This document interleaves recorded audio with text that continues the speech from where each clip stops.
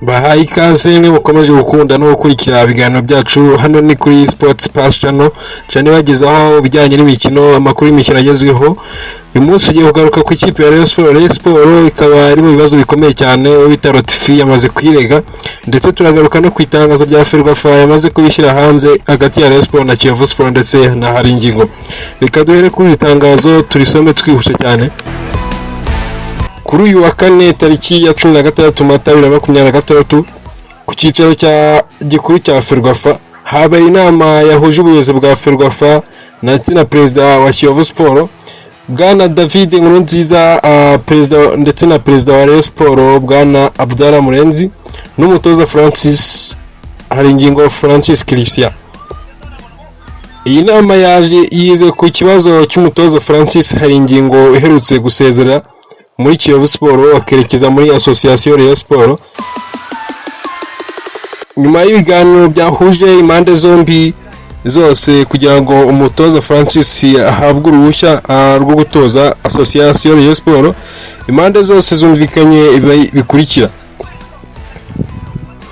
Umutoza Francis Christian Haringingo yemerewe gutoza ikipe ya Rayon Sport kubera uyu munsi, ndetse kandi FERWAFA irashimira impande zombi ku bwumvikane bagiranye hagati ya Rayon Sport ndetse n'ikipe ya Kiyovu Sport na Haringingo.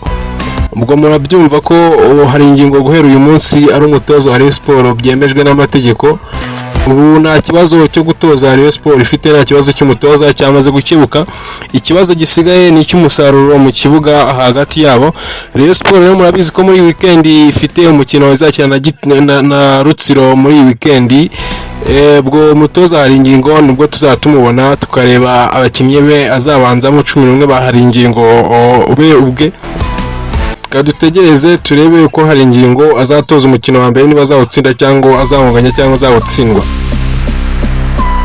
Reka dukomereze ku kibazo kiri kuvugwa cyane cya bita Lofti.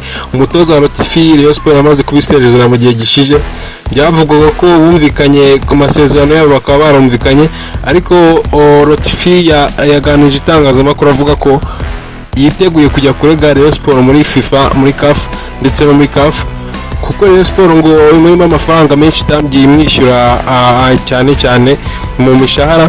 Rayon Sport ngo imurimo amezi agera kuri 2 yose itamwishyuye. Reka dutegereze turebe ese bizakunda cyangwa Rayon Sport yafatirwa ibihano. Rayon Sport muri CAF ifite ibihano byinshi cyane. Ushinzwe utungurwe ugiye kumva ngo Rayon Sport bayihannye imyaka ingahe itagura abakinnyi cyangwa itongera amasezerano cyangwa idakina no muri shampiyona y'u Rwanda. Ntibizagutungure kuko Rayon Sport ifite ibirego byinshi cyane muri FIFA ndetse no muri CAF. Hose Rayon Sport yazwi ko igira ibibazo byinshi cyane. Rayon Sport niyo mpamvu ishobora gufatirwa ibihano bikomeye cyane. Rayon Sport muri weekend izakina ifite abakinnyi hafi ya bose, cyane ko umukinnyi utaragaruka ari bita Asmani Kumana. Abandi bose bameze neza, ba Bangara bagarutse n'abandi bose baragarutse, ba Bedi bameze neza, ndetse na Kuza Olivier yatangiye imyitozo vuba.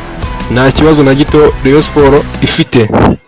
Izi nizo nkuru nayibazaniye kuri uyu munsi. Lofti Haringingo Rayon Sport, nizere ko abafana banyu baye mumeze neza, nizere ko mumeze neza, mwakiriye Haringingo neza, nta kibazo na gito. Ibibazo bya Haringingo byakemutse, nta byizongera kumvikana mu itangazamakuru. Murakoze cyane gukurikira kino kiganiro kuva kunangira kwiga ku musozo. Ndabasabye ngo mukande subscribe, like and comment and share niba ngombwa.